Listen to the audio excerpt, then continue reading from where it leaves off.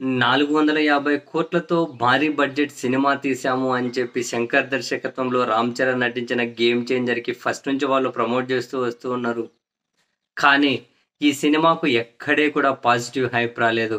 అడుగడుగున ఆటంకాలే. అడుగడుగున ఆటంకాలే.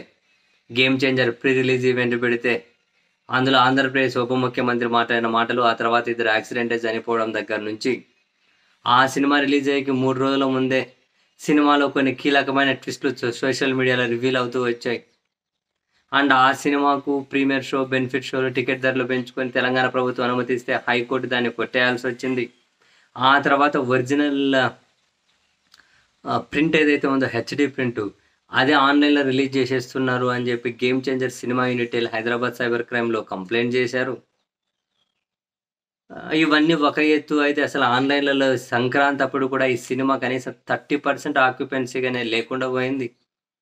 ఎక్కడికక్కడ మొత్తం నెగటివిటీ ఈ సినిమాను చుట్టేసుకోనుంటే, ఈ క్రమంలో మళ్ళీ పుండు మీద కారం జల్లినట్లు దర్శకుడు రామ్ గోపాల్ వర్మ గారు ట్వీట్ చేయడం ఏమని, ఈ సినిమా యూనిట్ ప్రకటించింది కదా 450 కోట్లు బడ్జెట్ అయిందని.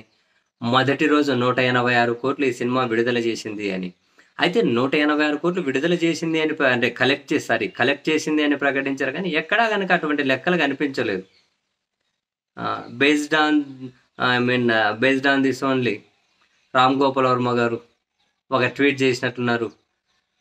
'రామ్ చరణ్' 'గేమ్ చేంజర్' సినిమాకు 450 కోట్లు అయిందంటే, రాజమౌళి 'RRR' సినిమాకు 4,500 కోట్లు ఖర్చు అయింటది అని.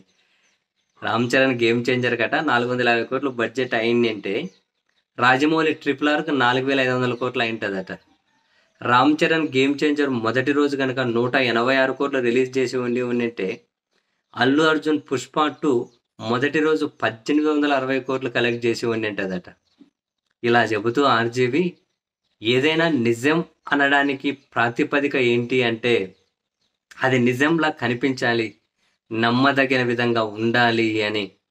450 కోట్ల బడ్జెట్ అన్నది అబద్ధం అన్నది ఆయన పాయింట్. 186 కోట్లు మొదటి రోజు కలెక్ట్ చేసింది అన్నది కూడా అబద్ధం అన్నది ఆయన పాయింట్. సో పుండు మీద కారం జల్లినట్లు మదిలో ఈ ట్వీట్లు పూర్తిగా అది నెగటివిటీలో చిక్కుకుపోయింది. ఏమాత్రం అసలు సంక్రాంతి లాంటిది అట్ పీక్స్ దీన్ని నమ్ముకునే కదా వాళ్ళు సినిమా రిలీజ్ చేసింది. 30% ఆక్యుపెన్సీ కానీ థియేటర్‌లో లేదని చెప్పి స్క్రీన్ షాట్‌లు దర్శనమిస్తూ ఉన్నాయి. చాలా దారుణమైనటువంటి పరిస్థితి. దీనికి అన్ని అవాంతరాలే. సినిమా గనక సూపర్ హిట్ అనేం కాకుండా వాళ్ళ అభిమానులు గాని బానే ఉందంటున్నారు కానీ ఇంక మొత్తం మీద కొట్టుకుపోయినట్లే. నాకు తెలిసి 'రామ్ చరణ్‌కి' ఇంత దారుణమైనటువంటి నెగెటివ్ మూటగట్టిన సినిమా ఇంతకుముందు వేరే ఏమన్నా ఉందో లేదో తెలియదు కానీ 'గేమ్ చేంజర్' అయితే అది ఆయన అకౌంట్‌లో డిపాజిట్ చేసేసినట్లే ఉంది.